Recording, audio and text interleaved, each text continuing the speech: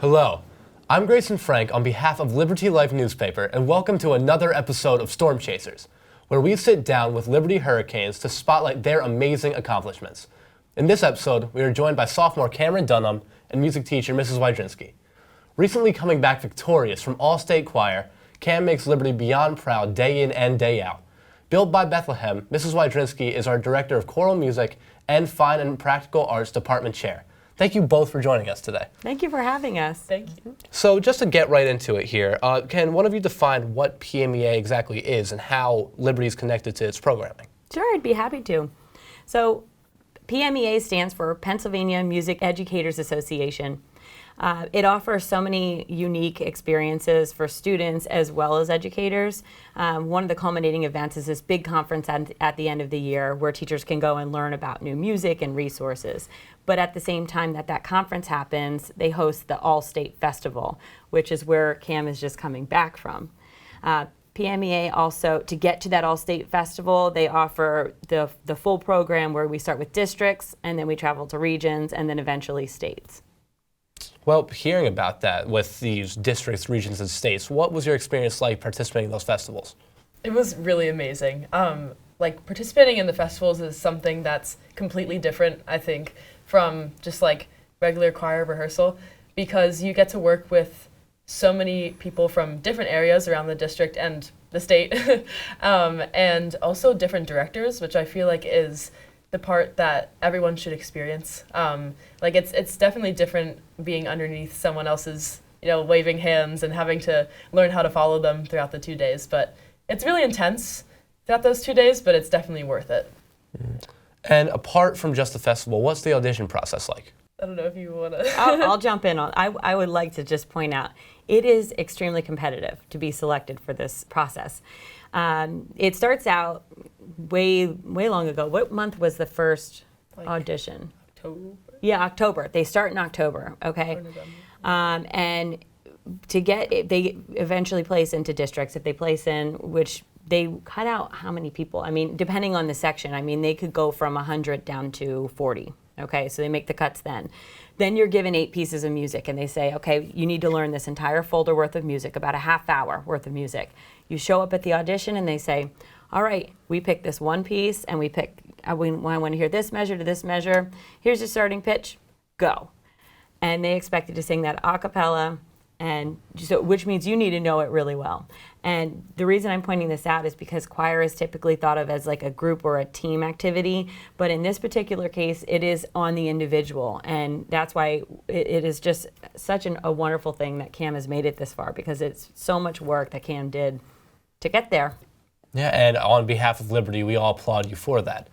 Speaking of that audition process, it's true you ranked #1 Tenor 1 in the state. Could you tell us a little bit about that, what it was like realizing when you were the first of that section? Yeah, so for states, normally for districts and regions, we do an in-person audition, the first day that you get to the festival. But for states, we did a virtual audition, so we submitted it a month beforehand-ish. And they gave us the rankings the night that we arrived. And I didn't realize they put us all into the big rehearsal room at the hotel, and they read them out loud, each section. So it would be tenor 1, and then they started at the bottom with the people that didn't audition because it was optional. And then 23 to #1, and I was not expecting it at all. It was quite quite astonishing. I don't know, it was crazy because I don't know, walking in, I knew there were no real stakes, I guess, because I had made it there. It was whatever happens, happens. But I was queasy and sitting in my seat, what's gonna happen? And then, yeah, it was pretty wild. A neat story about Cam's video, the audition video. Cam came to me and said, I'm supposed to show my director this video before I submit it. Do you mind just looking it over? Please let me know what I can fix. And Cam's sitting there all so self-conscious about this video because it's hard to hear your own voice on tape. And I'm listening to this thing. It was utter perfection. I was like, there is nothing to fix. Send it, be done. And so when I received the news that Cam placed first, I wasn't surprised, but I was so excited. And that is truly impressive. Just for those following, what is a tenor one? So in choir, there are like voice parts that you're put in based on like your vocal range. So normally, like for states, there are choirs that you can be in, like SATB, which is soprano, alto, tenor, bass. So tenor is like the higher of like the lower voices, and each voice part is kind of split up into 2 sections. So there's ones and twos, and it's not like some people might confuse it with like band or orchestra, where ones are typically like better than the other, but it's just based on like how high or low you can sing. So tenor ones are like the highest of the lowest. Yeah. And removing the title of number 1 tenor 1, what is the significance in this PMEA type of programming, especially of that ranking specifically? I would imagine as a student going to these festivals, and Cam, you could probably speak better to this, but you're building relationships with other kids that are just like you, that have the same passion and drive to succeed and do well in choral music. So it's pretty neat to just experience being in an environment when you are surrounded by people who they share such a similar passion for music.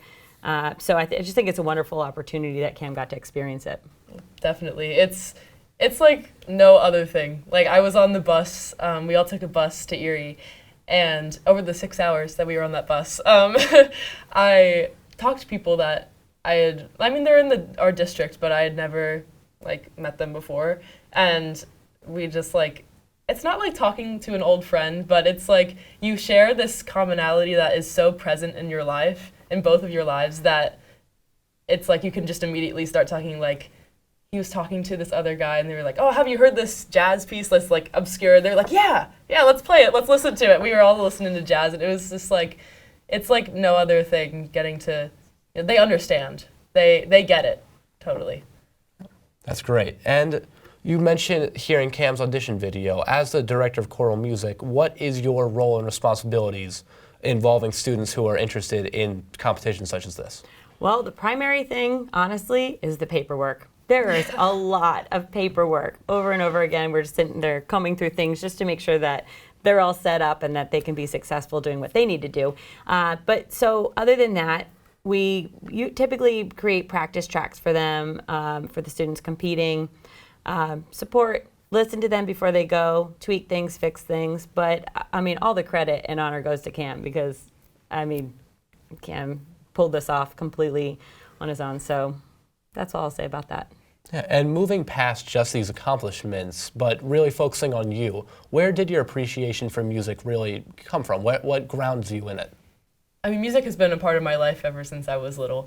And, in elementary school, I always did theater and choir, and I joined the Mosaic Youth Chorus with a director, Dr. Hirakawa, and she really, brought, this other kind of vision to music that I had never experienced before.